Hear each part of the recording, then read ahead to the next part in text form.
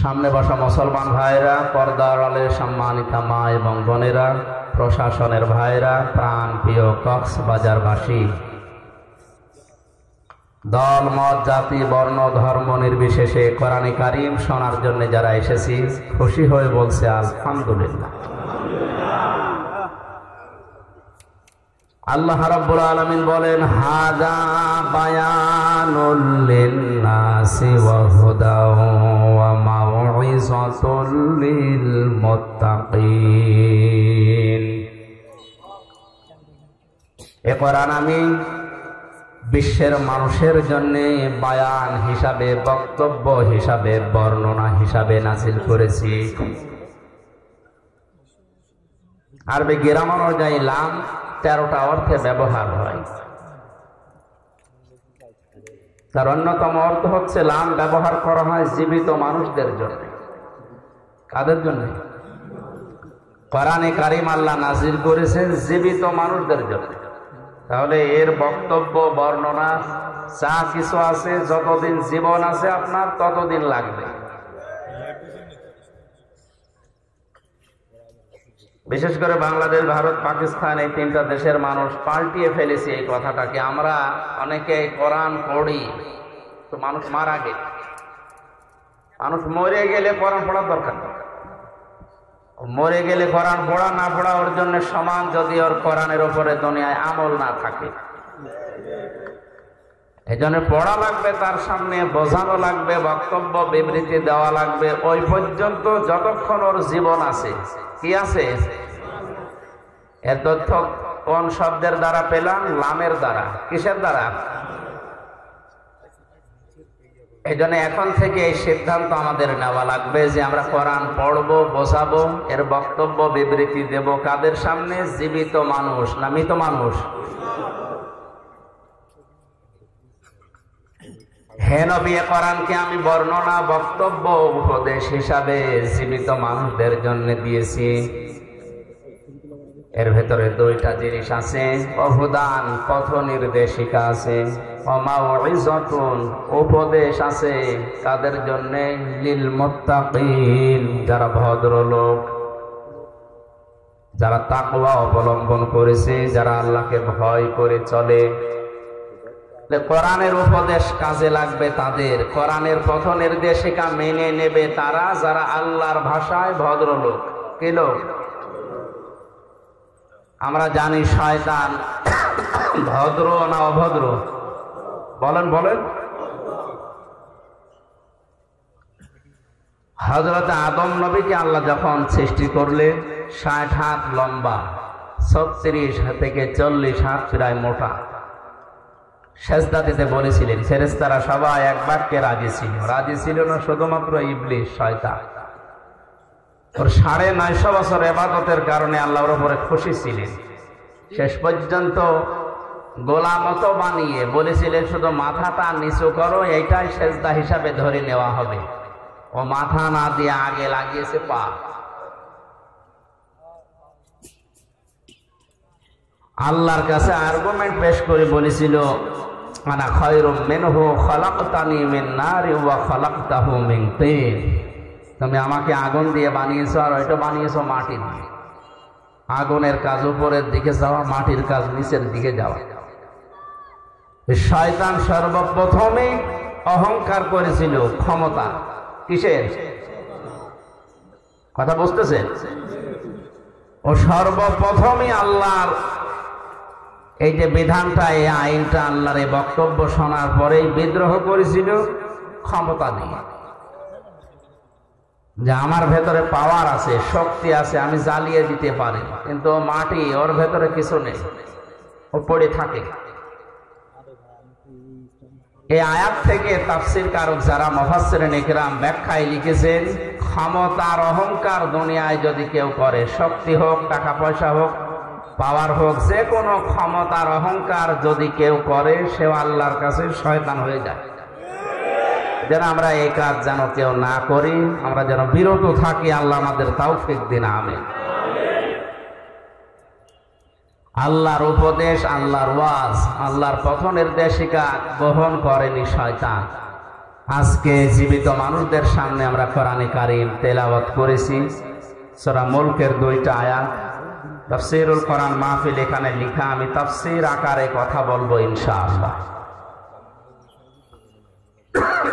তাফসীর শব্দের শাব্দিক অর্থ খুলে ফেলা, উন্মুক্ত করা, আবরণ ফেলে দেওয়া। আপনি সভাপতির বাড়িতে যেয়ে যদি ডাক দেন যে সভাপতি সাহেব বাড়িতে আছেন, ওনার ছোট্ট একটা বাচ্চা বেরিয়ে এসে বলছে, আঙ্কেল আমার বাবা বাড়ি নেই, ঢাকায় গেছে, আপনার পরিচয় দেন, আসলে বলবো। এমন ভাবে আঙ্কেল বলে আমার সালাম দিয়েছে, কি ছেলে না মেয়ে বোঝার কোনো কায়দা না। এখন যদি নাম জিজ্ঞাসা করি তাও আমি ধোকা খাবো, কারণ এখন আমরা তো ডিজিটাল নাম রাখি, এমন নাম রাখি যে ছেলের নামও যা মেয়ের নাম। কয়েকদিন আগে ভোটে দাঁড়িয়েছিল না মাহিয়া মাহি, যে মাহি এই শব্দটা ছেলের নামও রাখে মানুষ, মেয়ের নামও রাখে। মাহিয়া মাহি মহিলা আর মাহি বি চৌধুরী পুরুষ। এখন নাম বললে তো বুঝবেন না এটা আম্মু না আব্বু, ছেলে না মেয়ে বোঝার জন্য যেটা করা লাগবে, ওর পায়জামা বা প্যান্ট এটা খুলে ফেলা লাগবে। আপনি হাসতেছেন না, খুললে আপনি বুঝবেন, কারণ চেহারার কাটিং, চুল যেভাবে কাটে ও বোঝার উপায় নেই যে কোন কাটিং এটা। তাহলে বাস্তবতা এখানে একটু বসিয়ে দেন।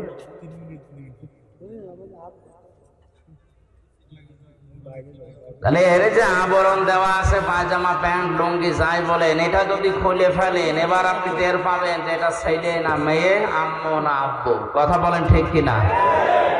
কোরআনে কারীম জীবিত মানুষদের সামনে ব্যাখ্যা বিশ্লেষণ তাফসীর যদি করা হয়, তাফসীর মানে খুলে ফেলা। আমাদের ভেতরে শিরিক, বেদাত, কুফরি, জুলুমের রোগ দিয়ে, জুলুমের আবরণ দিয়ে যারা নিজেদের পরিবার, সমাজ, রাষ্ট্রকে ঢেকে রাখে, কোরআনের তাফসীর করলে আবরণগুলো খুলে যায়। দেশের মানুষ দেখতে পায় এটা হচ্ছে শিরিককারী, এটা জুলুমকারী, এটা কুফরি, এটা বেদাতকারী। এই জন্য ইসালে সওয়াব সহ বিভিন্ন অনুষ্ঠান যেগুলো হয় 63 দিন ব্যাপী, কোনো সমস্যা নেই। খালি ঝামেলা হয় তাফসীরুল কোরআন মাহফিল লিখলে, কারণ জানে যে তাফসীর মাহফিল করলে আমি যে শিরিকের, যে জুলুমের, যে কুফরের আবরণ দিয়ে ঢেকে অন্তত চলাফেরা করছি, এ খুলে যাবে। মানুষ তখন বলবে এই তো 2 নম্বর, এই জন্য ঝামেলা। তারপরে এটা না লিখে ওয়াজ মাহফিল লিখে দিতেন।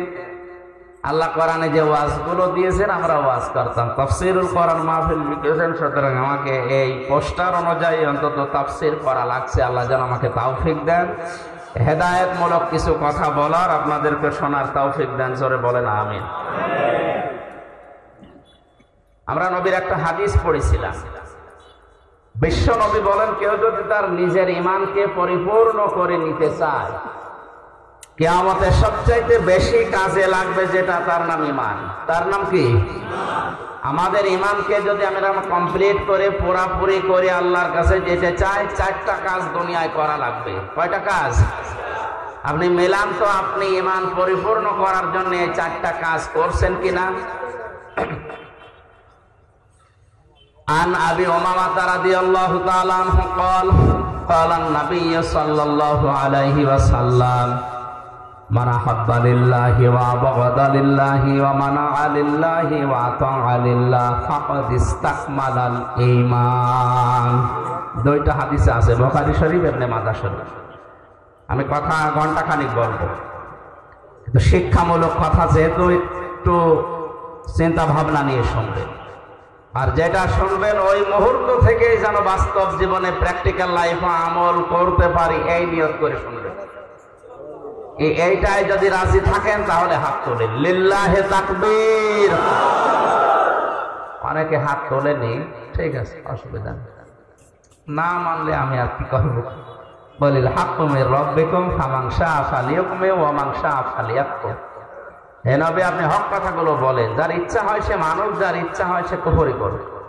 ইন্না আতাদনা লিয-যালিমিনা নারা, জালেমদের জন্য আমি আগুন তৈরি করে রেখেছি। সুতরাং আমার দায়িত্ব হচ্ছে সঠিক কথাগুলো সঠিকভাবে তুলে ধরা, আর আপনার দায়িত্ব হচ্ছে ওই কথাগুলো নিয়ে বাড়ি যেয়ে চিন্তা ভাবনা করা। লাস্তা আলাইহিম বিমুসাইতির, হে নবী, আপনাকে আমি দারোগা পুলিশ করে দুনিয়ায় পাঠাইনি যে মানুষ পিটিয়ে হেদায়েত করা লাগবে, অত দরকার নেই। আমার যতটুকু দায়িত্ব আছে আমি পৌঁছিয়ে দেব। সেই কুষ্টিয়া থেকে এসেছি কোরআনের দাওয়াত নিয়ে হেদায়েতমূলক কথা বলতে। আল্লাহ কপালে যদি হেদায়েত দিয়ে থাকেন আপনি ধন্য। আর যদি আপনার মন মানসিকতা কোরআন থেকে হেদায়েত নেওয়ার মতো না থাকে, আল্লাহ জোর করে আপনাকে আল্লাহর ওলি বানাবে, আল্লাহর অত দায় পড়ে। বিশরে হাফি আবুল বাশারের কথা আমি পড়েছি ইতিহাসে। লোকটা মদ করছিল, জেনা ব্যভিচার করে বেড়াত, বন্ধুদের সাথে যাচ্ছিল। হঠাৎ বিসমিল্লাহির রহমানির রহিম লেখা একটা কাগজ পেয়েছে। কাগজটা হাতে নিয়েই বারবার চমা খায়, শুধু আরবি লেখা। এই কারণে বন্ধুদেরকে ডাক দিয়ে বললেন, যাও তোমরা মদের আড্ডাখানায় যাও, ফার্স্ট কোয়ার্টারে যাও, আজকে আমি আর যাব না। দৌড় দিয়ে বাড়িতে গিয়ে মাকে ডাক দিয়ে বলে, মা দেখেন তো এই কাগজের ভেতরে কার নাম লেখা, আমি তো পড়তে পারি না, মনে হচ্ছে আরবিতে লেখা। মা কোরআনে কারিম পড়তে পারত। কাগজ হাতে নিয়ে দেখে লেখা বিসমিল্লাহির রহমানির রহিম। 19টা অক্ষর আছে আয়াতের ভেতরে। কোন মানুষ যদি সওয়াবের নিয়তে একবার বিসমিল্লাহ পড়ে 190টা নাকি আল্লাহ সঙ্গে সঙ্গে লিখে দেন। আমাদের সম্পর্ক বিসমিল্লাহর সাথে। কিসের সাথে? বিসমিল্লাহর বাইরে যদি কারো সম্পর্ক থাকে, আপনি তার সাথে সম্পর্ক রাখলে মরবে। বাশারের মা চোখের পানি ফেলে দিয়ে ডাক দিয়ে বলে, রব্বুল আলামিন, তুমি কি আমার বাশারকে কবুল করেছো নাকি? বলে, কোথায় পেলে কাগজ? পথের মাঝে চলতে গিয়ে পেয়েছি। কি লেখা আছে? বাশারের মা বলে, বাবা এর ভেতরে তোমার ওই প্রভুর নাম লেখা আছে যিনি তোমাকে বানিয়েছেন। আল্লাহর 3টা নাম লেখা। বাশার ডাক দিয়ে বলে, মা আমার আল্লাহর নাম, আমার সৃষ্টিকর্তার নাম এখানে লেখা, কোথায় রাখলে সম্মান বাড়বে বলেন তো? মদ খেতে যাওয়া, জেনা করতে যাওয়া যে টাকাগুলো আজকে আমি আর খরচ করিনি, এই টাকা আজকে আমি আর মদ খেতে যাব না। বাজারে গিয়ে মখমলের কাপড় কিনেছে, আল্লাহর এই 3টি নাম করে সুন্দর করে বেঁধেছে, মাথার উপরে রেখে সারাদিন তাকে রেখে সারা রাত পাহারা দিচ্ছে। আল্লাহর নাম কেউ যেন ক্ষতি করতে না পারে। হঠাৎ তার ঘুম এসে গেছে। ঘুমের ভেতরে কে যেন ডাক দিয়ে বলছে, বাশার, পথের মাঝখান থেকে তুলে এনে আমার নামকে যেভাবে সম্মান দিলে, আমিও তোমার নামকে আজকে সাধারণ মানুষের ভেতরে আর না, আমার বিশেষ বিশেষ বান্দাদের সাথে আমার কোরআনে কারিমের আয়াতকে সম্মান দেওয়ার কারণে তোমার নামটা আমার বিশেষ বান্দাদের সাথে লিখে দিলাম। শুধুমাত্র বিসমিল্লাহ শরীফকে সম্মান দেওয়ার কারণে মহান আল্লাহ তার এই মনের দিকে তাকিয়ে কোরআনে কারিমের মাধ্যমে তার হেদায়েত দিয়ে এমন জায়গায় পৌঁছিয়েছিলেন, বাশার বিশরে হাফি তিনি মস্ত বড় আল্লাহর ওলি পর্যন্ত হয়েছিলেন। আজ এই ময়দানে যারা কোরআনে কারিম আমরা শুনতে এসেছি, আপনার যদি মন তৈরি না হয় যে আমি ভালো হব, কোরআন থেকে হেদায়েত নেব, আর আল্লাহ জোর করে আপনাকে হেদায়েত দেবে, আমার আল্লাহর অত দায় পড়ে নাই। এখানে গুরুত্বপূর্ণ আর একটা কথা কয়েক মিনিটে বলি। মানিত্তাবাল হুদা বিগাইরিল কোরআন হাদাল্লাহুল্লাহ।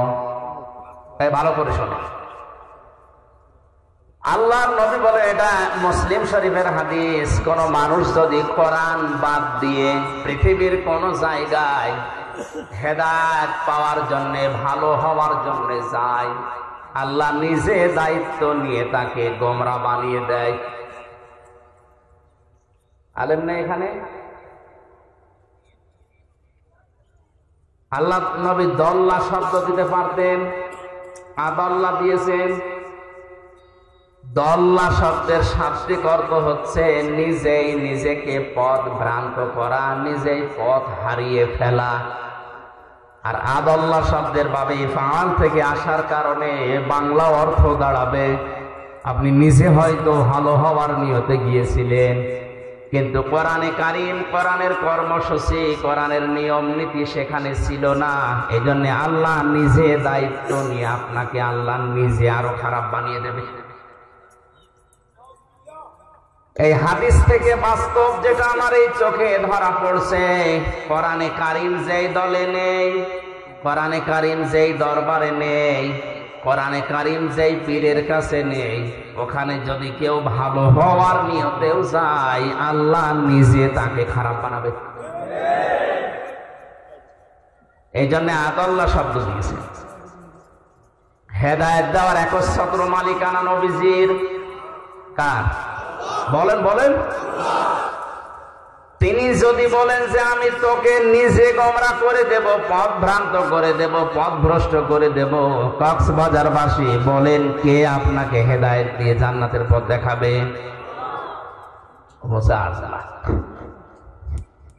আপনি কোন জগতে আছে ভালো করে শুনতে বলছি।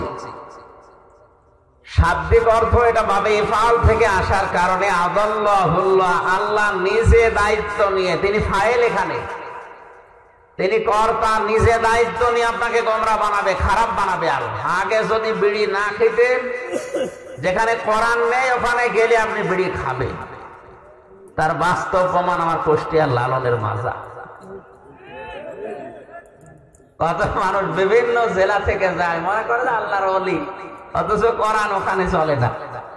এই কথা বলে না কেন? ওখানে মন মন গাছা পাওয়া যায়। আর অধিকাংশ মানুষ থাকে মানে উল্টা পাল্টা, নারী নিয়ে যা তা করে, এরপরে লাল পানি মানি খায়। একবার রাত 9টার সময় যে দেখে একজনকে দুধ খাওয়াচ্ছে, বললাম ভাই কি করে? এর গায়ে তো কোনো পোশাক আশাক নেই। হুজুর পোশাক নেই তাতে কি, এ আল্লাহর ওলি, এর ভেতরে মাল আছে। মাল যা আছে তা তো দেখা যাচ্ছে।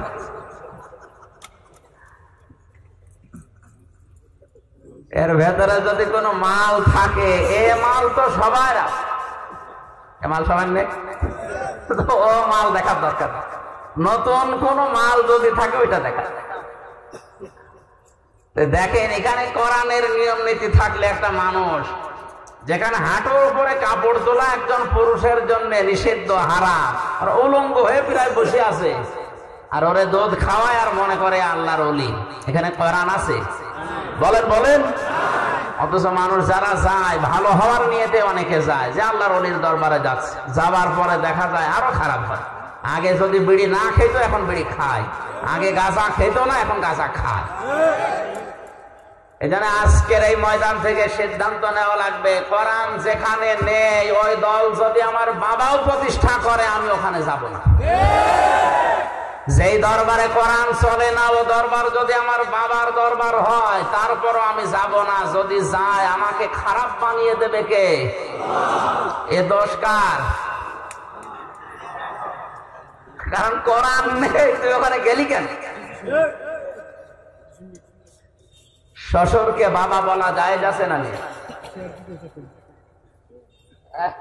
আন্দাজ বলেন কেন শ্বশুরকে বাবা বলতে সমস্যা কি? আজকেও তো শ্বশুর কল দিয়েছিলাম আগের ব্যাপার, আমি বললাম আব্বা কেমন আছে? জায়েজ না থাকলে আমি বলতাম, কত আপনি আন্দাজে দিতেছেন না। তো শ্বশুরকে বাবা বলা জায়েজ আছে, কিন্তু নিজের বাবার সামনে যদি বারবার শ্বশুরকে বলেন আব্বা জান আব্বা জান, আর এইটা কে আমি চিনি না, আপনার বাবার রাগ হওয়ার সম্ভাবনা হবে না? কোরআন পাঠিয়েছে আল্লাহ হেদায়েত দেওয়ার জন্য। হাদা বায়ানুল লিন্নাস হুদা ওয়া মাউইযাতুল লিল মুত্তাকিন। যালিকাল কিতাবু লা রাইবা ফীহি হুদাল লিল মুত্তাকিন।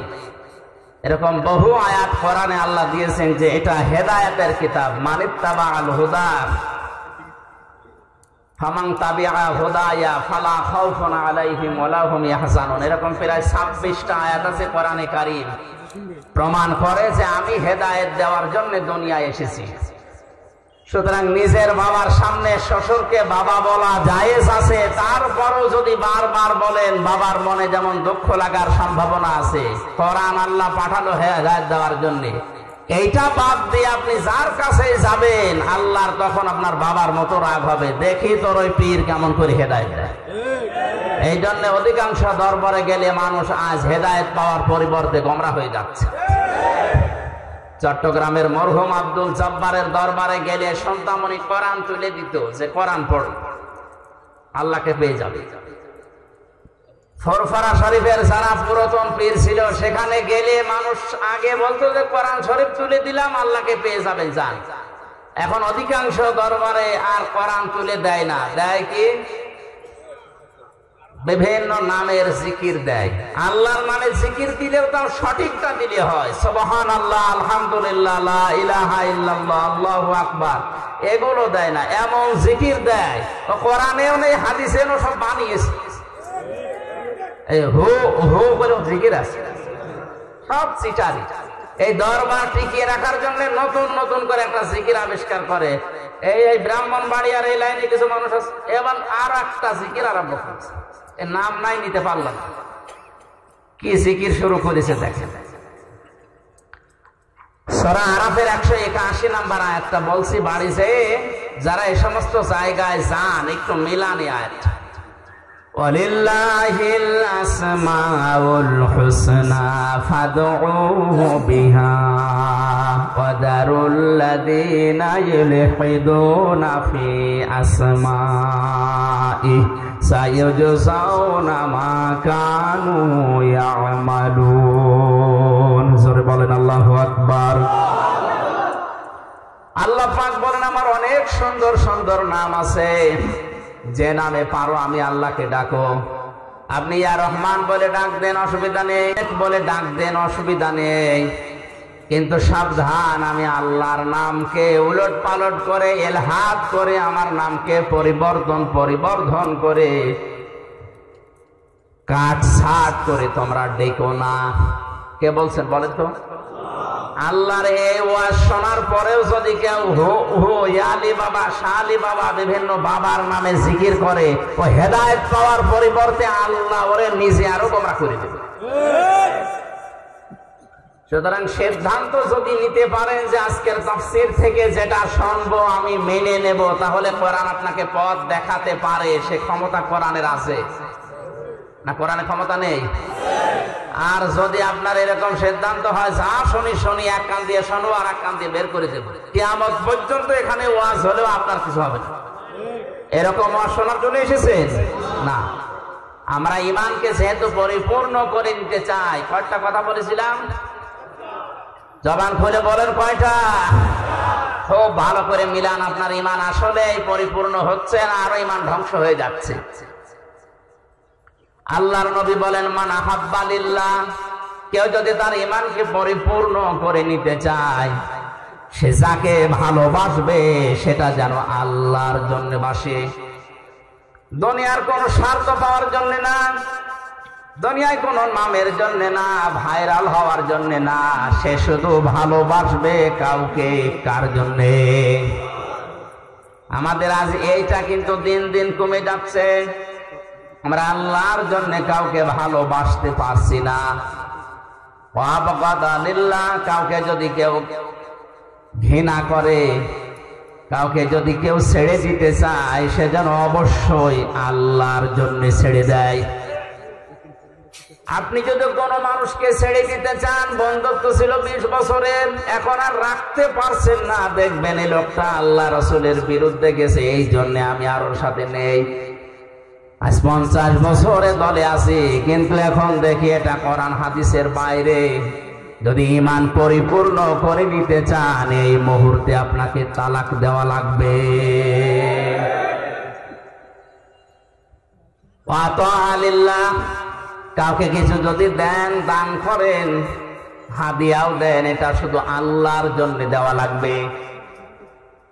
আজ আমরা অনেক কিছু দিতেছি, দান করছি, কিন্তু সব দলীয়করণ এই লাইনে চলে গেছে।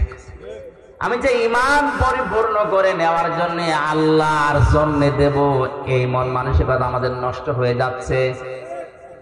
অমানা আলিল্লাহ, আপনি যদি নিষেধ করেন কাউকে দিতে, কাউকে দেবেন না, এটাও হওয়া লাগবে শুধুমাত্র আল্লাহর জন্যে। নবীজি বলেন, কথাগুলো যদিও ছোট ছোট, এই চারটা কথা যাদের মগজ আছে মাথায়, তামাম দুনিয়া দেখবেন এর ভেতরে লুকিয়ে আছে। আমার তো মনে হয় এই চারটা কথায় নবীজি যা জানাতে চেয়েছেন, আমার যতদিন হায়াত আল্লাহ দিয়েছেন, আমি এই চারটা পয়েন্টের উপরে যদি কথা বলি আমার জীবনই শেষ হয়ে যাবে। সব এর ভেতরে আছে।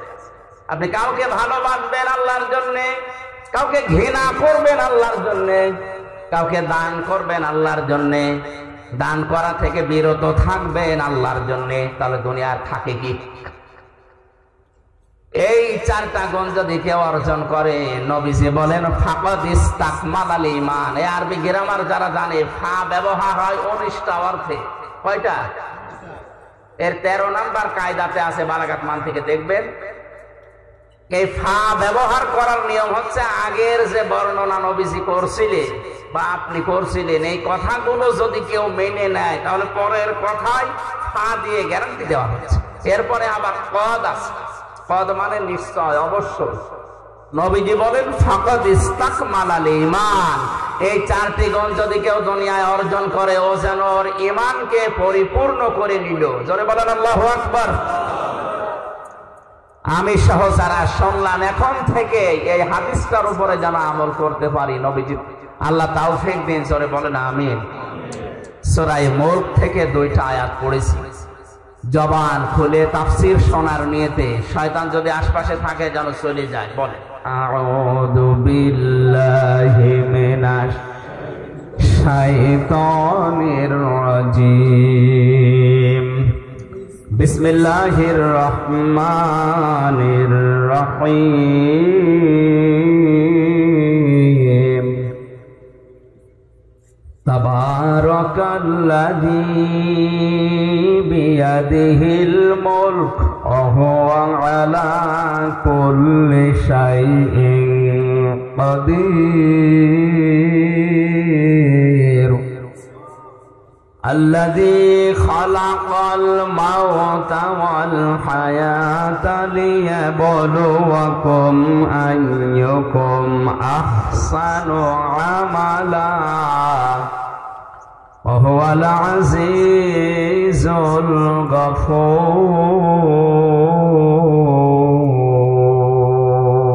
الغفور صدق الله العظيم। সূরা মুলক কোন সূরা?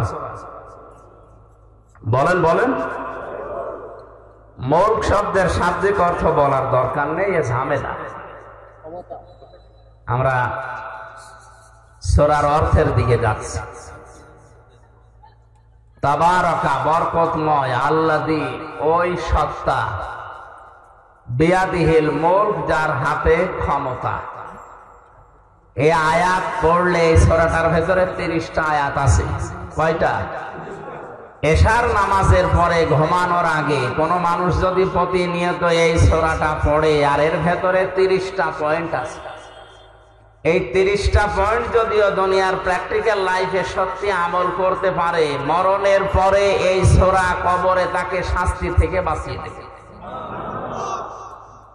এমনকি কিয়ামতের ময়দানে সূরা মুলক আল্লাহর সামনে দাঁড়িয়ে ঝগড়া পর্যন্ত করবে রব্বুল আলামিন।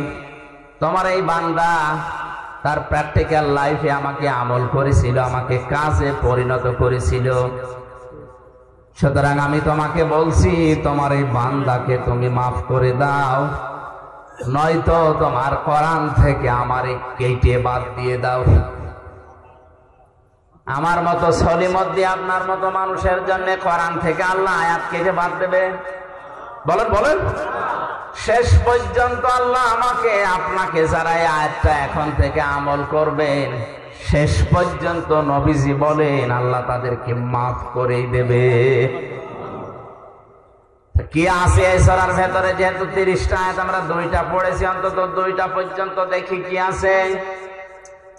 বরকতশালী, করুণাময় ওই আল্লাহ যার হাতে রাজত্ব, ক্ষমতা, এটা যদি কেউ বিশ্বাস করে সে জীবনেও একথা আর বলতে পারবে না ক্ষমতার উৎস জনগণ। তাকে কথা বলা লাগবে, মুখেও বলা লাগবে, বিশ্বাসও করা লাগবে ক্ষমতার একচ্ছত্র মালিকানা আল্লাহর। তাবারাকা শব্দ দিয়ে আল্লাহ আয়াত শুরু করলেন কেন? যতগুলো তাফসীর আমি দেখেছি মুফাসসিরিন ইকরাম জানিয়েছেন, যত রকমের দোষ দুনিয়ার মানুষ আল্লাহকে দিতে পারে, সব দোষ থেকে, সব আয়েব থেকে আমার আল্লাহ নিজেকে আগেই মুক্ত ঘোষণা করছেন। পৃথিবীর অনেকে আল্লাহর নামে দোষ দিয়েছে, আল্লাহর সন্তান আছে, এই জন্য আল্লাহ তাদেরকে কাফের ঘোষণা দিয়েছে, তারা খ্রিস্টান। অনেকে আল্লাহর স্ত্রী আছে, আল্লাহর পুত্র আছে, এ কথা বলার কারণে আল্লাহ তাদেরকেও কাফের বলে ঘোষণা দিয়েছে, তারা ইহুদি। আজ মুসলমান নামধারী অনেকের ভেতরেই এই ধারণা বদ্ধমূল হয়ে আছে। ইহুদি খ্রিস্টানরা সরাসরি আল্লাহকে সন্তান, স্ত্রী আছে এই দোষ দেয়। আমরা নামধারী মুসলমানেরা হয়তো আল্লাহর সন্তান আছে, স্ত্রী আছে এ কথা বলি না, কিন্তু বলি আল্লাহর সাথে আমার বাবাও আছে। কবরে যে লোকটা শুয়ে আছে এর উপরে এত বেশি বিশ্বাস করে মানুষ, মনে হয় আল্লাহ ওর থেকে অনুমতি নিয়ে তারপরে কোনো কাজ করবে। যে সমস্ত বিষয়ে মানুষ আল্লাহর সাথে শিরিক করতে পারে, তাকে দোষ দিতে পারে, সব রকমের অক্ষমতা, দুর্বলতা, সব রকমের দোষ থেকে, আয়েব থেকে আমার আল্লাহ নিজেকে মুক্ত ঘোষণা দেওয়ার পরে এমন একটা শব্দ দিয়েছেন, বিয়াদিহিল মুলক, আমি আল্লাহর কুদরতি হাতে দুনিয়ার সব ক্ষমতা। হুয়া আলা কুল্লি শাইইন কাদির, সব কিছুর উপরে আমি আল্লাহরই ক্ষমতা চলে। আপনার 3.5 হাত বডি, এইটার উপরেও আপনার ক্ষমতা চলে না। আপনার নাক আপনার কথা শোনে না, আপনার এই হাতও আপনার কথা মতো চলে না। বলেন কেমন করে পায়খানায় যান? যে যদি বলেন আমি কিন্তু এই দেশের মন্ত্রী, কোন দুর্গন্ধ যেন আমার নাকে না আসে, নাক বলবে বেটা যদি বাঁচতে চাস আগে আমার চেপে ধর। কথা বলছেন? নাক আপনার কথা শোনে না। আপনার শরীরের অঙ্গ প্রত্যঙ্গ গুলোই তো শুনছে না। এমনকি কিয়ামতের ওই কঠিন ময়দানে এই অঙ্গ প্রত্যঙ্গ যারা আল্লাহর আইনের বিরুদ্ধে ব্যবহার করেছে, এগুলো তাদের বিরুদ্ধে সাক্ষ্য হয়ে দাঁড়াবে। জোরে বলেন নাউজুবিল্লাহ।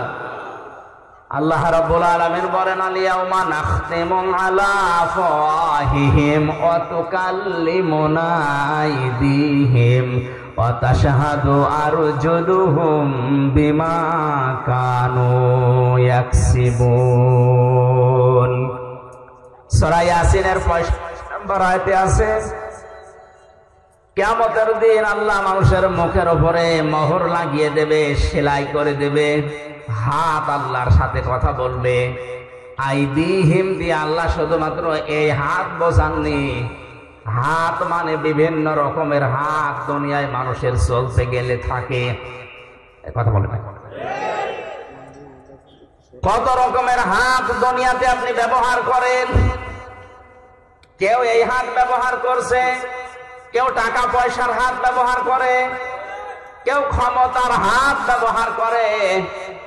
দুনিয়ায় যে হাত ব্যবহার করে আপনি আল্লাহর বিরুদ্ধে, মানবতার বিরুদ্ধে অবস্থান নিয়েছিলেন, কিয়ামতের দিন ওই হাতগুলো আপনাকে আল্লাহর বিরুদ্ধে সাক্ষী দেওয়ার জন্য, আপনার বিরুদ্ধে আল্লাহর কাছে সাক্ষী দেওয়ার জন্য দাঁড়াবে।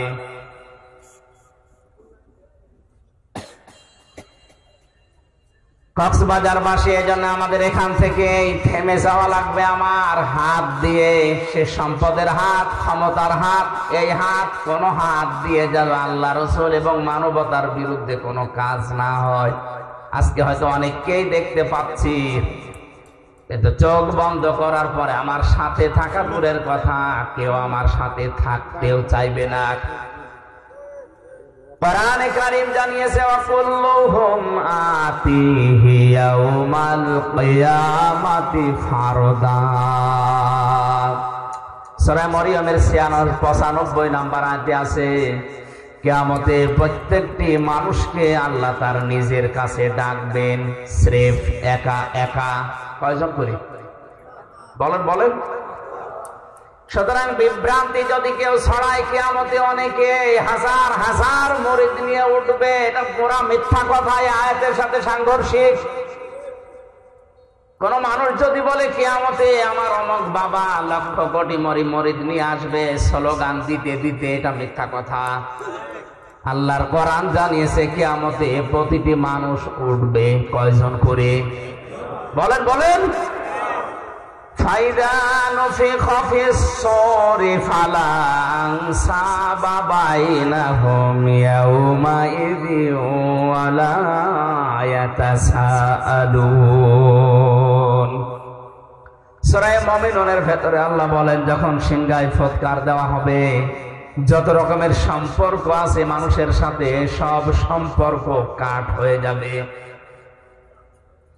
রক্তের সম্পর্ক হোক, আত্মীয়তার সম্পর্ক হোক, দলীয় সম্পর্ক হোক। ও কক্সবাজারবাসী, এই সামনে আমার শুধু এই 20,000 মানুষ বসে নেই, মিডিয়ারা কালকে এটা ছড়াবে তাম দুনিয়ার 750 কোটি মানুষের কাছে, এটা ছড়িয়ে যাবে বিভিন্ন ভাষায়। সবাইকে সামনে নিয়ে বলছি, কিয়ামতের ময়দানে সব সম্পর্ক কাট হয়ে যাবে। ওয়ালা ইয়াতাসালুন, এমনকি কেউ কারো সম্পর্কে কোনো প্রশ্ন করার সুযোগ পাবে না। পরিচয় থাকলেও পরিচয় দিতে চাইবে না, ভুলে যাবে। এই জন্য আমার এখনই সাবধান হওয়া দরকার। আজকের এই মাহফিলে সচেতন হওয়ার জন্যই দিয়েছে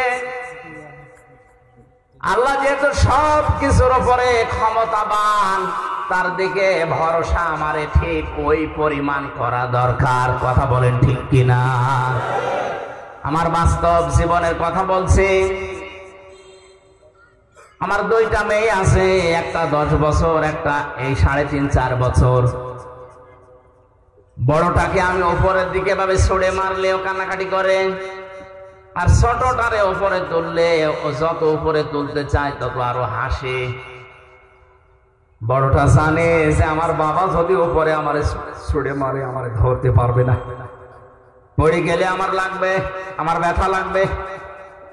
আর ছোটটার ভেতরে এখনো পর্যন্ত ওই বুঝ আসেনি, ওরে যত উপরে ছুড়ে মারি তত হাসে, কারণ ওর বিশ্বাস আছে আমার উপরে, আমার বাবা যত উপরে মারুক না কেন নিচে হাত পেতে রাখবে।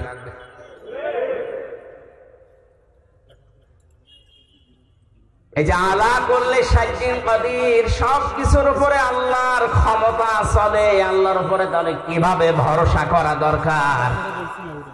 আমার মেয়ে ফারিহা জান্নাতের মতো ভরসা আমার উপরে যেভাবে করে, ওই ভরসাও এখন আমাদের আল্লাহর উপরে নেই। আল্লাহ রাব্বুল আলামিন এতক্ষণ তার ক্ষমতার কথা, ভরসার কথা, দোষ ত্রুটির মুক্তির কথা বলছিলেন। এই যে বিয়াদিহিল মুলকের ভেতরে লক্ষ লক্ষ কথা তাফসিরে আছে, হঠাৎ করে আল্লাহ আলোচনার ধরন পাল্টিয়ে ফেললেন।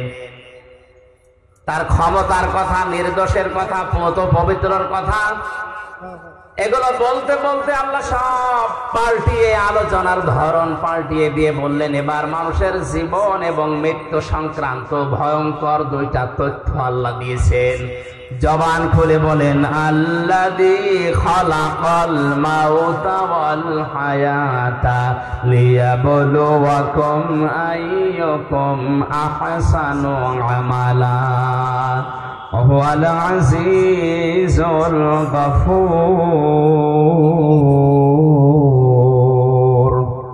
আজকে নতুন একটা তথ্য এই আয়াত থেকে আপনাদেরকে শোনাবো শেষের দিকে, একটু তাফসীর শেষ হোক। আল্লাহ রাব্বুল আলামিন হঠাৎ আলোচনার ধরন পাল্টিয়ে এবার বলতে আরম্ভ করেছেন, আল্লাযী খালাকাল মাউতা, তিনি কিন্তু ওই আল্লাহ যিনি দোষত্রুটি থেকে মুক্ত, যার হাতে ক্ষমতা, যার সব ক্ষমতার মালিক যিনি, তিনি তোমাদের মউত আর হায়াত সৃষ্টি করেছেন। আমাদের মউত আর হায়াত বানিয়েছেন কে? আয়াতের সর্বপ্রথম শব্দ কিন্তু আল মাউতা, মাউত দিয়ে। দ্বিতীয় নম্বরের শব্দ আল হায়াতা, আল্লাহ আগে হায়াত না বানিয়ে মউত আগে বানিলেন।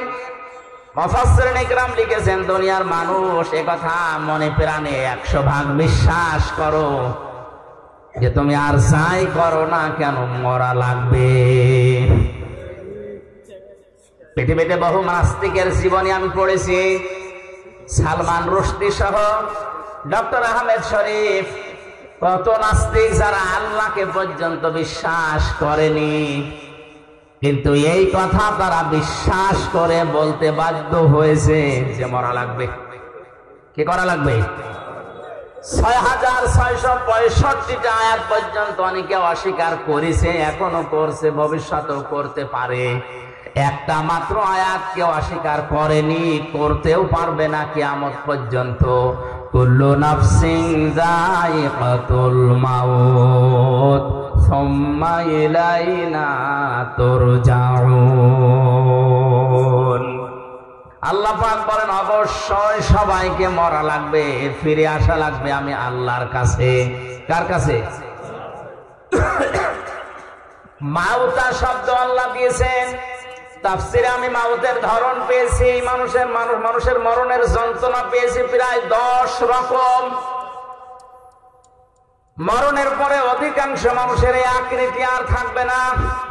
কোরআন জানিয়েছে, ইউরাফুল মুজরিমুনা বিসিমাহুম ফায়ুখাযু বিন নাওয়াসি ওয়াল আকদাম। জবান খুলে কোরআনের আয়াত বলেন, ফাবিআই আলা'i রাব্বিকুমা তুকাদ্দিবান।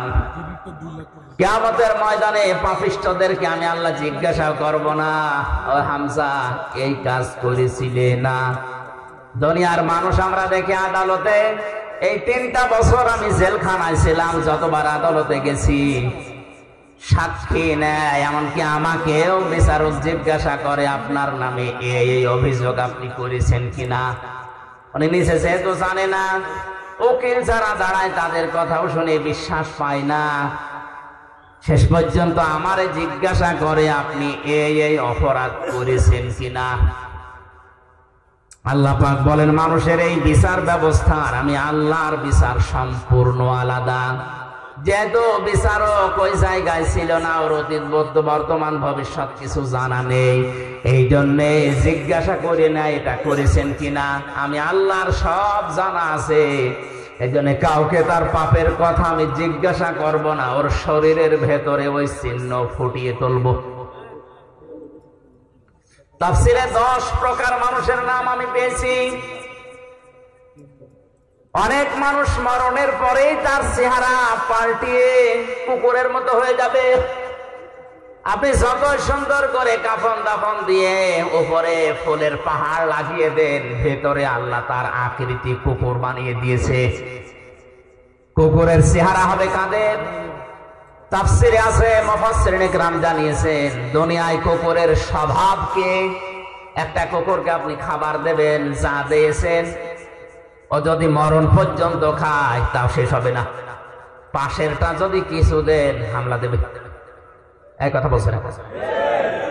কুকুরের এই চরিত্র, এই স্বভাব আজ বাংলাদেশে অনেকের ভেতরে আছে। নিজের যা সম্পদ আছে, যা উপার্জন করেছে, ও যদি মরণ পর্যন্ত খায় তাও শেষ হবে না, এরপরেও মানুষেরটা হামলা দেয়।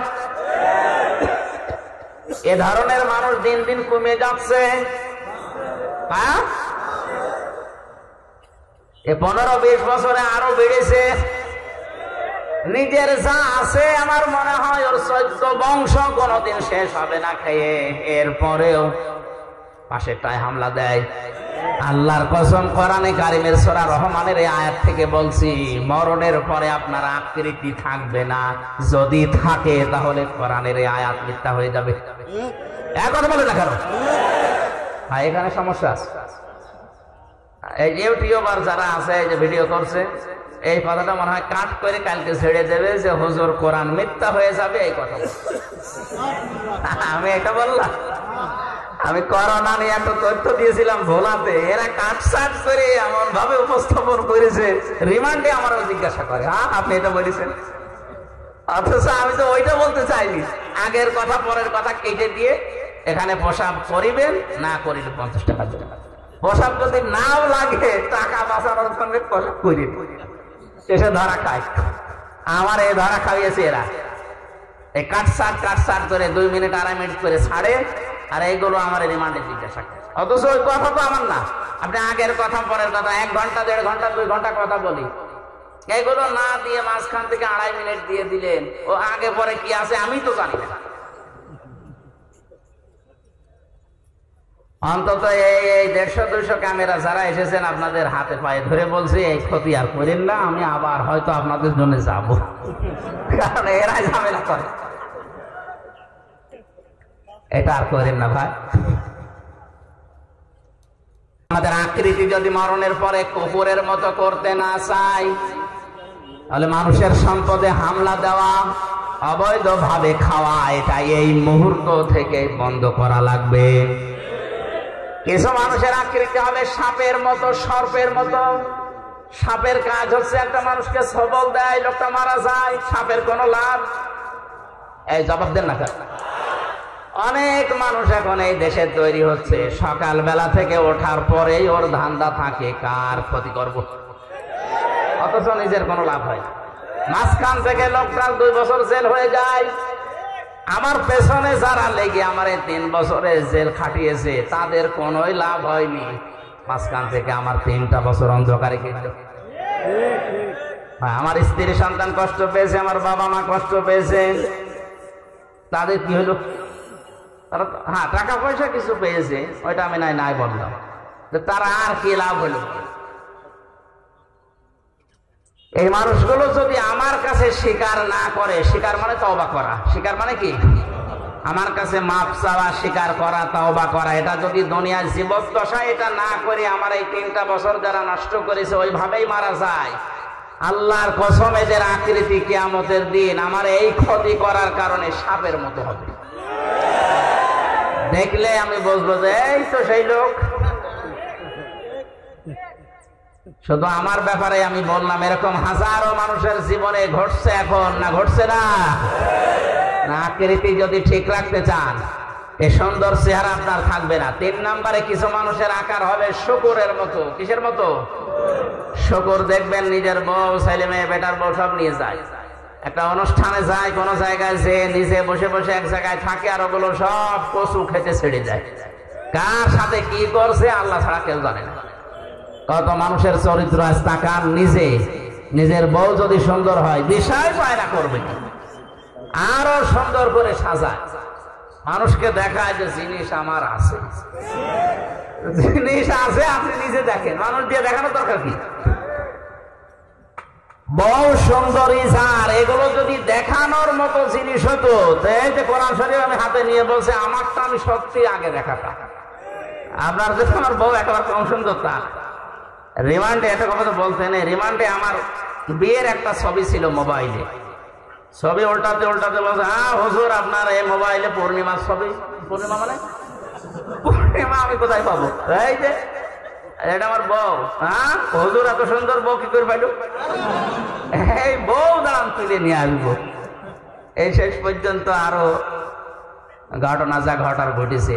সম্মানিত ভাইরা, বউ দেখানোর জিনিস না, এটা দেখার জিনিস। মেয়ে লোকের এই চেহারা, এই সৌন্দর্য শুধুমাত্র তার স্বামীর জন্য, তার বাবার জন্যও না। এক কথা বলেন না কেন? যে বাবা জন্ম দিয়েছে ওই বাবার জন্যও যদি এই সৌন্দর্য উপভোগ করা জায়েজ না থাকে, শুধু স্বামী বাদ দিয়ে, তাহলে দুনিয়া আর কার জন্য জায়েজ হয়? আপনি আবার বিবেক দিয়ে বলে। এরপরেও যদি কেউ নিজের বউকে, নিজের যুবতী মেয়েকে আরো সুন্দর করে সাজিয়ে প্রদর্শন করে যে জিনিস আমার আছে দেখো, কিয়ামতের দিন আপনার এই আকৃতি থাকবে না, আপনি শুকর হয়ে উঠবেন। জোরে বলেন নাউজুবিল্লাহ। কত মানুষ আল্লাহওয়ালা দেখতে মনে হয়, নামাজ পড়ে, তাহাজ্জুদের নামাজ পর্যন্ত পড়ে, কিন্তু বাড়িতে এই পর্দার ব্যাপারে উদাসীন, কিছু মনেও করে না। আমার জেলাতে একবার ম্যাট্রিক পরীক্ষা দিতে নিয়ে যাবে মেয়েকে, এই 16 বছর 17 বছর বয়স এরকম যুবতী মেয়েকে ম্যাট্রিক পরীক্ষা দেওয়ার জন্য বাবা এই ভ্যানের পেছনে বসে ঘন্টা দিয়ে তসবিহ নিয়ে আল্লাহ আল্লাহ করছে, আর মেয়েকে সামনে বসিয়েছে। আমি মোটরসাইকেল নিয়ে সামনে দিয়ে যাচ্ছিলাম, ডাক দিয়ে বলছে, মুরব্বী এইভাবে আছেন একেবারে সব কিছু ঢেকে? বলছে, বাবাজি দিনকাল ভালো না, কার মেয়ের দিকে নজর দেয় বলা যায় না, এই জন্য আমি আল্লাহ আল্লাহ করছি। সামনে এটাকে আমার মেয়ে পরীক্ষা দিতে যাচ্ছে, তা আপনি সামনে ক্ষেপণাস্ত্র ফিট করে রেখেছেন আর পড়ছেন সুবহানাল্লাহ আলহামদুলিল্লাহ আল্লাহ, এ কাজ হবে?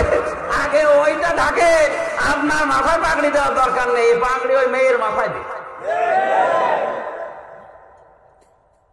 এই জন্য আকৃতি যদি শুকরের মতো করতে কেউ না চান, এই মুহূর্তে নিজের বউকে, নিজের বোনকে, বেটার বউকে, নিজের মেয়েকে পর্দার ভেতরে নিয়ে আসে।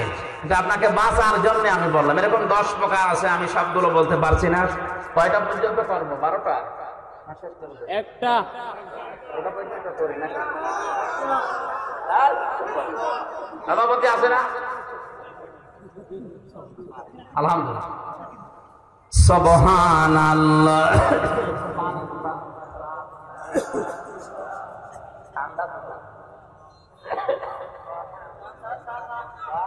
নিয়ে আসার দরকার নেই, এখানে থাকলে দেন, না থাকলে থাকলে না। হ্যাঁ ঠিক। সুবহানাল্লাহ আলহামদুলিল্লাহ লা ইলাহা ইল্লাল্লাহ, সুবহানাল্লাহ আলহামদুলিল্লাহ লা ইলাহা ইল্লাল্লাহ।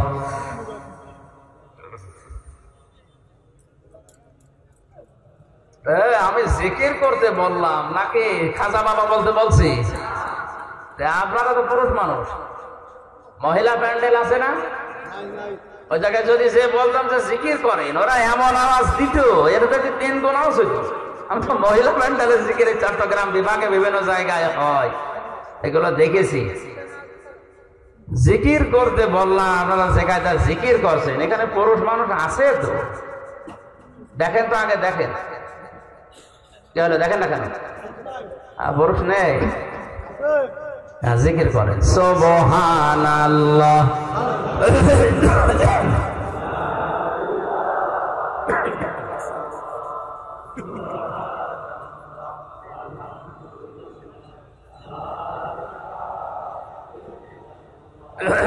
সুবহানাল্লাহ আলহামদুলিল্লাহ লা ইলাহা ইল্লাল্লাহ লা ইলাহা ইল্লাল্লাহ মুহাম্মাদুর রাসূলুল্লাহ। আমার ভাইরা একটু খেয়াল করে শোনেন, মাউতা শব্দ দেওয়ার পরে আমার আল্লাহ প্রথম নাম্বারে দিয়েছেন এই জন্যে যাই করেন মরা তো লাগবে, আর মরণের যন্ত্রণা এত তীব্র, এত কঠিন। ওয়াজাতে সাকরাতুল মাউতি বিল হাক্কি যালিকা মা কুনতা মিনহু তাহিদ।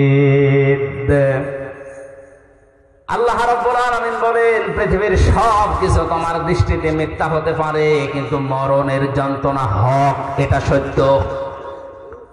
আমরা জানি হযরত ইদ্রিস নবী আলাইহিস সালামের জীবনী পড়েছি, আমি তাফসীরের ভেতরে দেখেছি হযরত ইদ্রিস নবী আলাইহিস সালাম তিনি শখ করে একবার মৃত্যুবরণ করতে চেয়েছিলেন।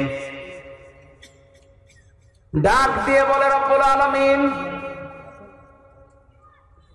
আজরাইল ফেরেশতা আমার কাছে এসে, তার সাথে আমার বন্ধুত্ব আছে, কথাবার্তা হয় আমার সাথে, আমি মরতে চাই, তার মানে মরণের যন্ত্রণা কেমন এটা আমি একটু দেখতে চাই। তুমি আজরাইলের সাথে আমার বন্ধুত্ব আরো গাঢ় করে দাও। আল্লাহ রাব্বুল আলামিন কোন বিষয়ে যদি সিদ্ধান্ত নেন, বলেন কোন ফায়াকুন, সঙ্গে সঙ্গে হয়ে যায়। ফেরেশতা আজরাইলের সাথে তার বন্ধুত্ব হয়ে গেল। হাদিসটা যদিও জয়ীফ, দুর্বল, আমি শুধু শিক্ষার জন্য বলছি। ডাক দিয়ে বলে, ফেরেশতা, আল্লাহ আপনার সাথে আমার বন্ধুত্ব তৈরি করে দিয়েছে, আমিও বন্ধুত্ব করেছি, কিন্তু এটা টিকিয়ে রাখতে হলে কয়েকটা কথা আপনার শোনা লাগবে বন্ধু হিসাবে। এক নম্বরে, আমি মৃত্যুবরণ করে দেখতে চাই যে মরণের যন্ত্রণা কেমন। ফেরেশতা বলে, রব্বুল আলামিন কার কাছে পাঠিয়েছ বন্ধুত্ব করার জন্য? এটা পুরা ভেজাল, মরে দেখতে চাই কেমন লাগে।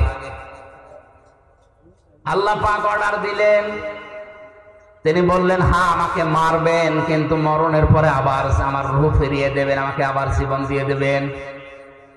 তাফসিরে এসেছে, তিনি যে শখ করে মৃত্যুবরণ করেছিলেন, কেমন যন্ত্রণা পেয়েছিলেন জানেন? একটা জিন্দা ছাগলকে চামড়া ছিলে লবণ লাগিয়ে দিলে যেমন কষ্ট হয়, ওইরকম কষ্ট পেয়েছিলেন। পৃথিবীর সর্বশ্রেষ্ঠ মানুষ যিনি, আল্লাহর পরে যার স্থান, আমাদের নবী মুহাম্মদুর রাসূলুল্লাহ সাল্লাল্লাহু আলাইহি ওয়াসাল্লাম, তিনি ওই মরণের যন্ত্রণা থেকে রেহাই পাননি। বারবার তার শরীর শুকিয়ে যাচ্ছিল, ঘেমে যাচ্ছিল, ঘামগুলো মুছিয়ে দেয় হযরতে ফাতেমা, হযরতে আয়েশা, আবার ঘেমে যান। মরণের যন্ত্রণা যখন শুরু হয়ে গেছে, হযরতে আজরাইল তার দরজায় এসে কড়া নাড়া দিয়েছে। ফাতিমাতুজ জহরা দরজায় যাওয়ার পরে দেখলেন বিশাল আকৃতির একজন দাঁড়িয়ে আছে।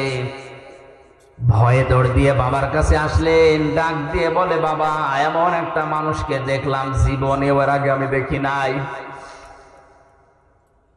এর মাথা আকাশের দিকে, পা জমিনের সাথে, এত উঁচা, এত লম্বা।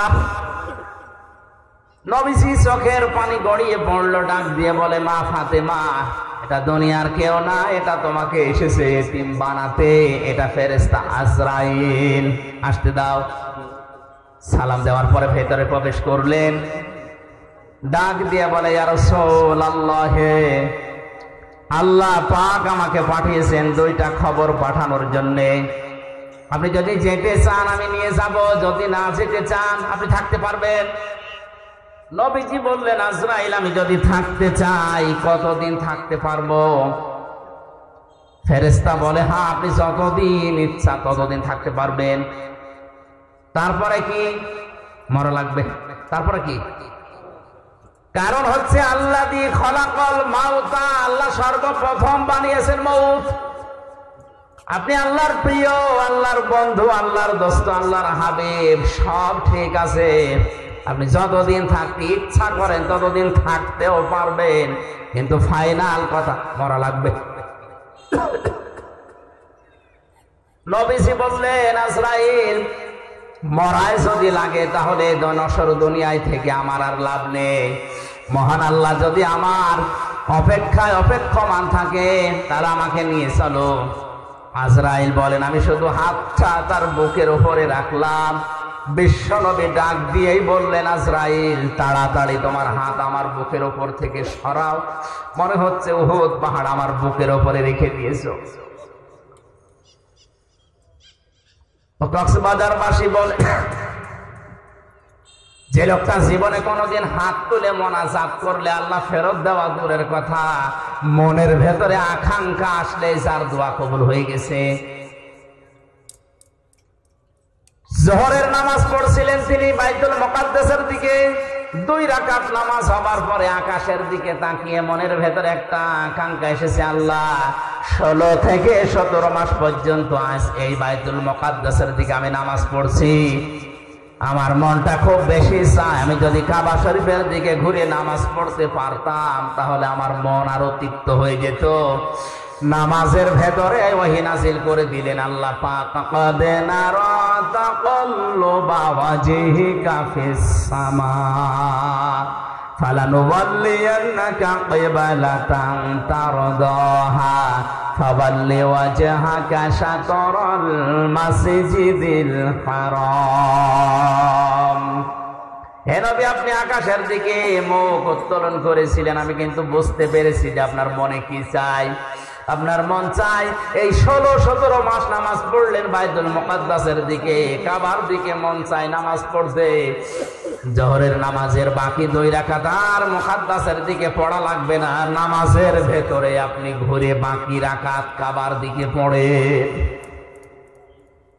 এই জন্য এই মসজিদকে কিবলাতাইন বলা হয়, 2 কিবলার মসজিদ। একই নামাজ আল্লাহর নবী 4 রাকাত পড়েছিলেন, 2 রাকাত বাইতুল মুকাদ্দাসে, 2 রাকাত কাবার দিকে। বলেন যে লোকটা শুধু মনের ভেতরে কামনা বাসনা আসলেই কবুল হয়ে যায়, আকাশের তারকা দেখে চাঁদ দেখে হাত আঙ্গুল দিয়ে ইশারা দিলে 2 টুকরা হয়ে যেত। 5 জমিন থেকে তুললে ওটা সঙ্গে সঙ্গে আরশে চলে যেত। এত বড় পাওয়ার ছিল, সম্মান ছিল যার। এই লোকটার মরণের যন্ত্রণা যদি আজরাইলের হাত রাখার পরে এমন তীব্র হয়, আমাদের কিছুই হবে না।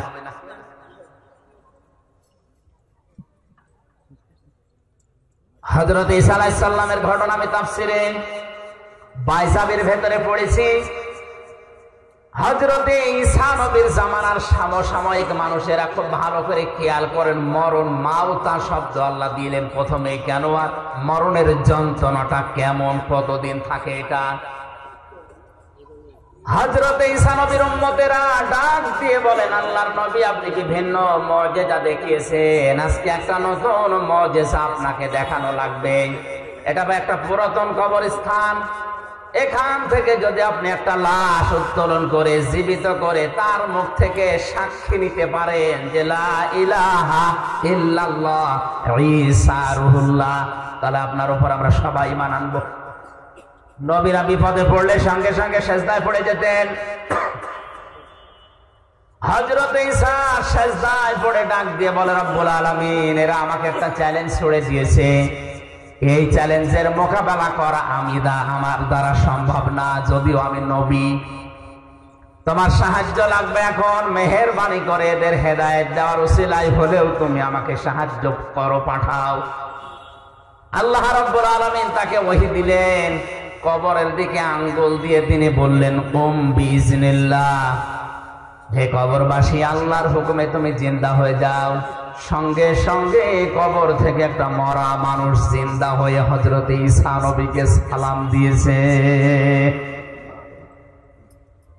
সালাম দেওয়ার সঙ্গে সঙ্গে বললেন, হে আল্লাহর নবী ঈসা রুহুল্লাহ, এ সালাম শুধু আমি আমার পক্ষ থেকে না, আমার বাবার পক্ষ থেকে সালাম আপনি গ্রহণ করেন। হযরত ঈসা আশ্চর্য হয়ে বললেন, আল্লাহর বান্দা, কে তুমি, তোমার পরিচয় কি, আর তোমার বাবাই বাপকে? কবরবাসী ডাক দিয়ে বলেছেন, আল্লাহর নবী ঈসা, আমি আজকের সন্তান না, আজকে থেকে 4500 বছর আগে আমি দুনিয়া থেকে বিদায় নিয়েছি।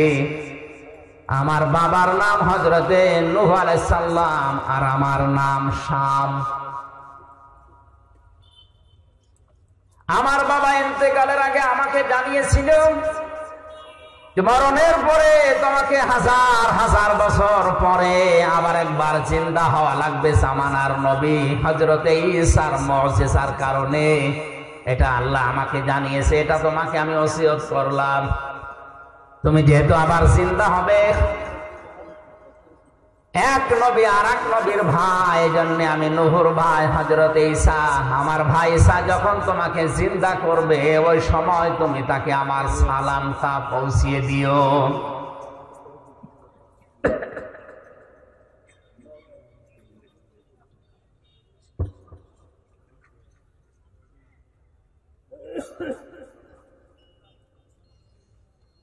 হযরত ঈসা রুহুল্লাহ আশ্চর্য হয়ে বললেন, শাম, তুমি 4500 বছর কবরে আছো, কিছু আশ্চর্য কথা আমার একটু শোনাও। শাম বলে, ঈসা রুহুল্লাহ, হে আমার চাচা যান, কারণ এক নবী আর এক নবীর ভাই, এই হিসাবে আপনি আমার বাবার ভাই, আপনি আমার চাচা। আপনাকে আমি 2টা সত্য কথা আমার জীবন থেকে শোনাচ্ছি। তাফসিরে বাইজাবি মুফাসসির লিখেছেন, 1 নম্বরে তিনি বলেছিলেন, আল্লাহর নবী ঈসা আমার চাচা। মরণের সময় হযরতে আজরাইল যখন আমাকে তাড়া করছিল, আমার রূহটাকে যখন চাপতে চাপতে শেষ পর্যন্ত আঙ্গুলের মাথা দিয়ে বের করছিল, আমি এমন কষ্ট পেয়েছিলাম ওই সময়, যে যন্ত্রণা আমি অনুভব করেছিলাম, যে তীব্র যন্ত্রণা। 4500 বছর এই কবরে পড়ে আছি, এখন ওই যন্ত্রণা আমার শরীর থেকে যায়নি, এখনো ব্যথা করে।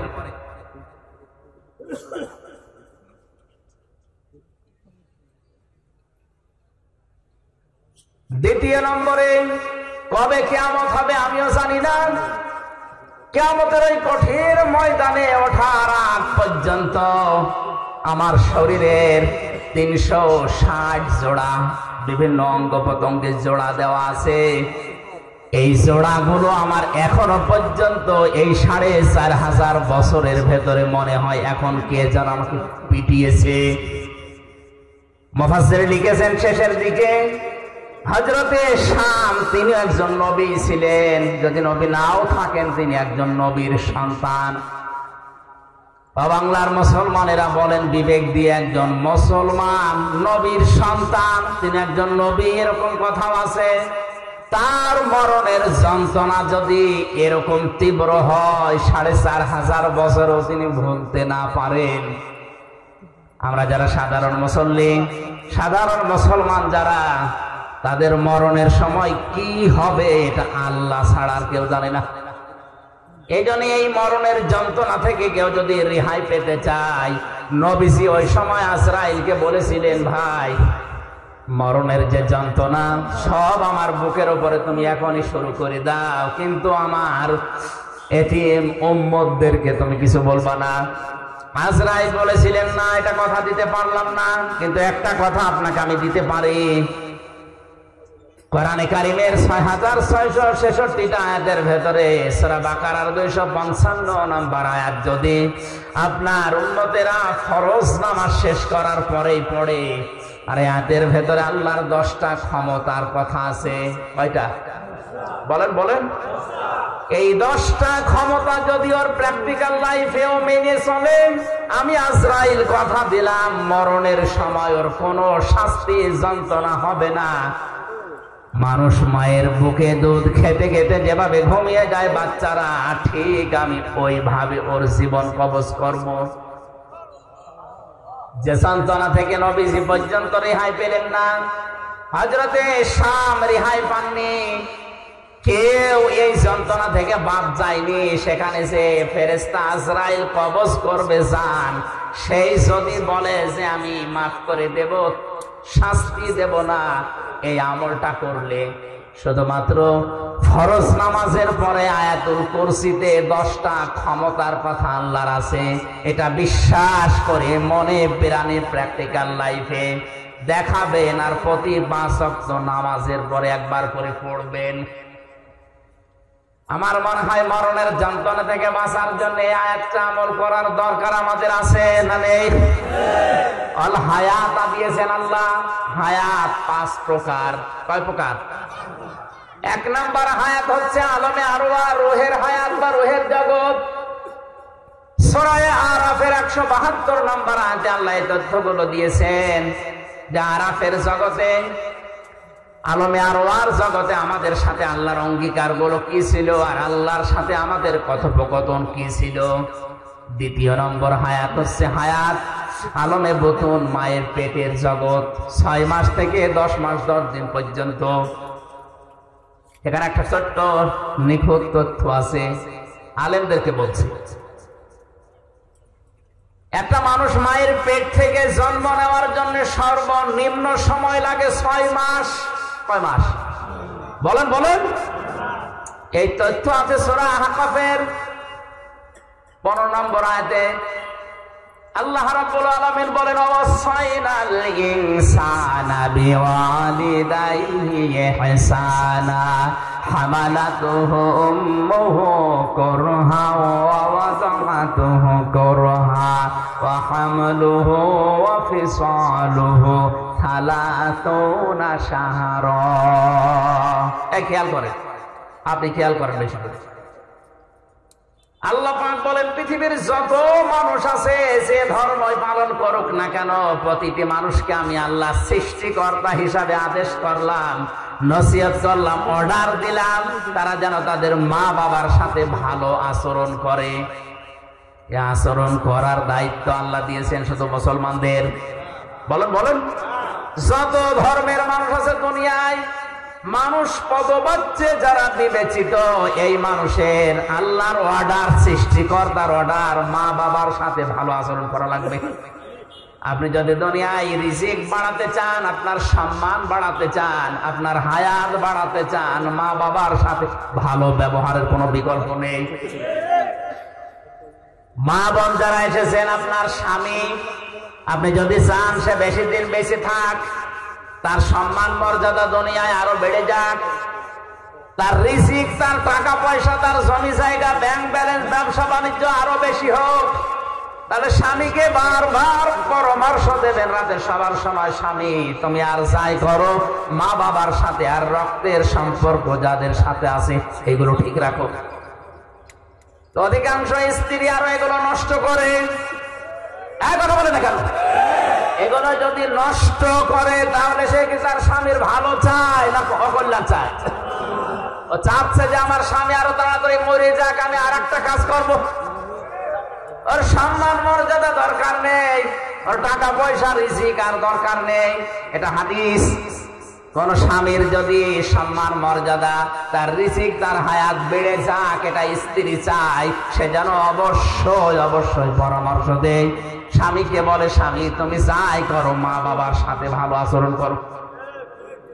আশা করছি মা বোনেরা আমাদের দিকে তাকিয়ে হলে এটা করবেন। আপনার বউ চায় যে আপনি মরেন, যে স্ত্রীর কারণে আপনি মা বাবার সাথে খারাপ আচরণ করতে বাধ্য হন, আপনার হায়াত কমে যাচ্ছে, আপনার সম্মান মর্যাদা থাকলেও আল্লাহ নষ্ট করে দেবে। আমার মূল কথা ছিল, আল্লাহ পাক বলেন ব্যাখ্যা দিয়েছি এইটা ভালো ব্যবহার করবা, কারণ হচ্ছে তোমার মা তোমাকে কষ্টের পরে কষ্ট সহ্য করে পেটে বহন করেছে। সালা সোনা সাহারা 30 মাস। কয় মাস? 30 মাস বহন করে। বলেন বলেন। ওয়া হামলুহু ওয়া ফিসালুহু 30 শাহরা। এই যে মাঝখানে ওয়া আছে, তোমাকে দুধ পান করিয়েছে, পেটে বহন করিয়েছে, সব মিলে 30 মাস। আমরা জানি মানুষকে দুধ পান করানো লাগে মায়ের স্তন থেকে সর্বনিম্ন 2 বছর। কয় বছর? সূরা বাকারার 233 নম্বর আয়াতে আছে এটা। ওয়ালিদাতু ইরদি'না আওলাদাহুন্না হাওলাইনি কামিলাইনি লিমান আরাদা ইউতিম্মার রাদা। আমি দুনিয়ার বাবাকে, মায়েদেরকে আদেশ করেছি, তোমরা বাবারা যারা আছো মায়েদের মাধ্যমে সন্তানকে দুধ পান করাবা 2 বছর। কয় বছর? এ দুধ পান করার দায়িত্ব বাবার না মার?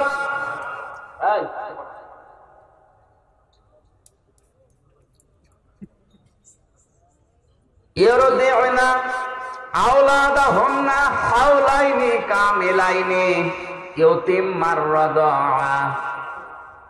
শব্দটা মোজারে, মুয়ান্নাস না, এটা হচ্ছে মুযাক্কার শব্দ, পুরুষের জন্য আল্লাহ ব্যবহার করেছেন। এই আয়াত দ্বারা বোঝা যায় দুধ পান করার দায়িত্ব বাবার। বাবা টাকা পয়সা খরচ করে হলেও মাকে দিয়ে এই দায়িত্ব পালন করাবে। মা যদি দুধ পান না করায় মায়ের গুনাহ হবে না। বাবা যদি টাকা পয়সা দিয়ে খরচ করে হলেও সন্তানকে বাঁচিয়ে রাখার জন্য মাকে দিয়ে দুধ পান করায়, এটা বাবার দায়িত্ব। মা দায়িত্বটা পালন করে দেয় টাকা পয়সা না নিয়ে, এটা আমাদের উপরে ইহসান। আমার ভাইরা, আমি ইতিম্মার ব্যাখ্যাটা যাচ্ছি না। আমার শব্দটা 2 বছর বাদ চলে গেল 24 মাস। 30 মাসে আর কয় মাস থাকে? বলেন বলেন। মুফাসসিরিনে কিরাম লিখেছেন একটা মানুষকে কমপক্ষে মায়ের পেটে থাকা লাগবে সর্বনিম্ন 6 মাস। বিজ্ঞানে আয়াত গবেষণা করে জানিয়েছে 6 মাসের আগে কোন সন্তান যদি দুনিয়ায় আসে ওটা তার বাবার বৈধ সন্তান না, ওইটা হচ্ছে অন্য বাবার দেওয়া। তাহলে ওইটা কি? জারদ। বলেন না কেন? বলেন বলেন।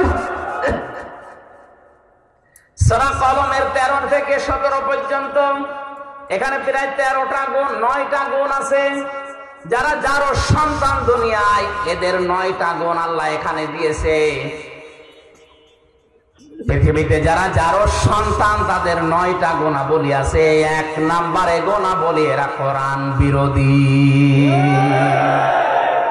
বাংলাদেশ সমাজ বিশ্বে যারা সত্যি সত্যি কোরআনের আলোচনা বিরোধী, কোরআন বিরোধী, এদের জন্ম আল্লাহ ছাড়া আর কেউ জানে না। ওর মাও যদি বলে না এটা আমারই, আমার বিশ্বাস হবে না। এটা না, আপনার জন্ম হয়তো ঠিক আছে, কোরআনের বিরুদ্ধে যে নিজের জন্ম খারাপ করবেন এমন কপাল পোড়া আপনি হবেন। আপনি থেমে যান।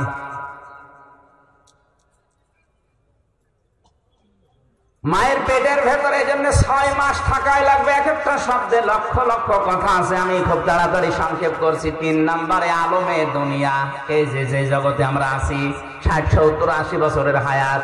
4 নম্বরে আলমে বারজাখ, কবরের জগৎ। 5 নম্বরে আলমে আখিরাত, আখিরাতের ওই জগৎ। আল্লাহ পাক বলেন হামাও তার হায়াত বানিয়ে দুনিয়ায় পাঠিয়েছি খেলা করার জন্য না, লিয়াবলুয়াকুম আইয়ুকুম আহসানু আমালা। আমি দেখতে চাই তোমাদের ভেতরে কে ভালো কাজ করে আসতে পারো। আল্লাহ কিন্তু বেশি কাজ চাননি, তিনি চেয়েছেন ভালো কাজ। কি কাজ? এজন্য আমাদের হায়াত আর মওত বানানোর উদ্দেশ্য আল্লাহর, যেহেতু ভালো কাজ আমাদের কাছে চান। ভালো কাজ করার জন্য 4টা শর্ত লাগে। কয়টা? বলেন বলেন। 1 নম্বরে ভালো কাজের শর্ত হচ্ছে ওর ভেতরে ইখলাস লাগবে। 2 নম্বরে নিয়ত করা লাগবে, খাঁটি খালেস নিয়ত হওয়া লাগবে। 3 নম্বরে ধৈর্য থাকা লাগবে। 4 নম্বরে ওই কাজ করতে হলে আপনাকে ইলম অর্জন করা লাগবে, জ্ঞান লাগবে। ভালো কাজ হওয়ার জন্য শর্ত কয়টা? আরো জোরে বলেন বলেন। 1 নম্বরে ইলম, 1 নম্বরে, 2 নম্বরে ধৈর্য, 3 নম্বরে খালেস নিয়ত, 4 নম্বরে ইখলাস। উল্টা পাল্টা করে হলো অসুবিধা নেই। 4টা শর্ত যদি না থাকে ও কাজ বেশি হতে পারে কিন্তু এটা ভালো কাজ না। দুনিয়াতে সবচাইতে বড় ভালো কাজ কোনটা? ওইটা বলবে আমির হামজা। কে বলবে? বলেন বলেন।